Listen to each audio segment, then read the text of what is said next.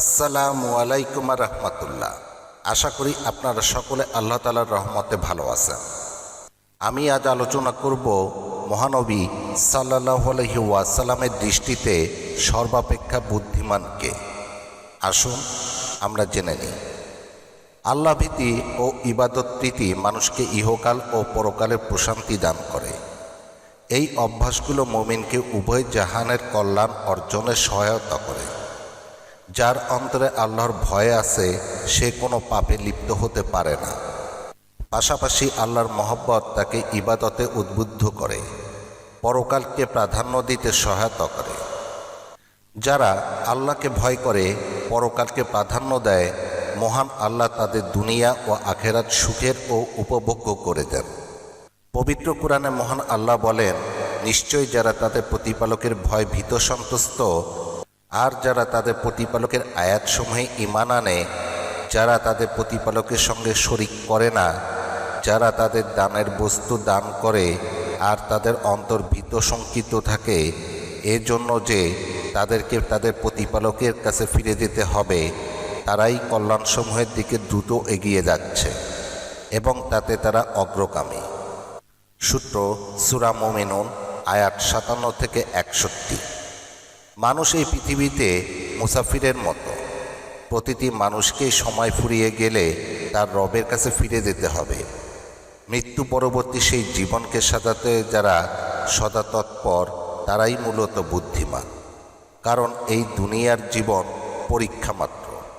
পবিত্র কোরআনে ইরশাদ হয়েছে, আর দুনিয়ার জীবন তো খেল তামাশা ছাড়া আর কিছুই নয়, এবং যারা তাকওয়া অবলম্বন করে তাদের জন্য পরকালের আবাসই উত্তম।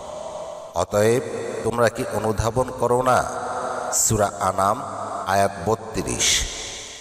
হাদিস শরীফে ইরশাদ হয়েছে, ইবনে উমর রাদিয়াল্লাহু তাআলা আনহু হতে বর্ণিত, আমি রাসূলুল্লাহ সাল্লাল্লাহু আলাইহি ওয়াসাল্লামের সঙ্গে ছিলাম। এ অবস্থায় এক আনসারী নবী সাল্লাল্লাহু আলাইহি ওয়াসাল্লামের কাছে এসে তাকে সালাম দিল। অতঃপর বলল, হে আল্লাহর রাসূল, মুমিনদের মধ্যে সর্বাপেক্ষা উত্তম কে? তিনি বলেন, স্বভাব চরিত্রে তাদের মধ্যে যে ব্যক্তি অধিক উত্তম। সে পুনরায় জিজ্ঞাসা করল, মুমিনদের মধ্যে সর্বাপেক্ষা বুদ্ধিমান কে? তিনি বলেন, তাদের মধ্যে যারা মৃত্যুকে অধিক স্মরণ করে এবং মৃত্যু পরবর্তী জীবনের জন্য উত্তম রূপে প্রস্তুতি গ্রহণ করে, তারাই সর্বাধিক বুদ্ধিমান। সূত্র ইবনে মাজাহ হাদিস নম্বর 4259। এর বিপরীতে যারা দুনিয়াকে প্রাধান্য দেবে এবং আখিরাতকে অবহেলা করবে, তাদের মতো বোকা আর কেউ নেই, কারণ তাদের জন্য দুনিয়াতেও প্রকৃত শান্তি ও সফলতা নেই, আখিরাতেও নেই। হাদিস শরীফে ইরশাদ হয়েছে, রাসূল সাল্লাল্লাহু আলাইহি ওয়াসাল্লাম ইরশাদ করেছেন, পার্থিব চিন্তা যাকে মোহগ্রস্ত করবে, আল্লাহ তার কাজকর্মে অস্থিরতা সৃষ্টি করবেন। দরিদ্রতা তার নিত্য সঙ্গী হবে এবং পার্থিব স্বার্থ ততটুকু লাভ করতে পারবে যতটুকু তার তকদিরে লিপিবদ্ধ আছে। আর যার উদ্দেশ্য হবে পরকাল, আল্লাহ তার সব কিছু সুস্থ করে দেবেন, তার অন্তরকে ঐশ্বর্যমণ্ডিত করবেন এবং দুনিয়া স্বয়ং তার সামনে এসে হাজির হবে।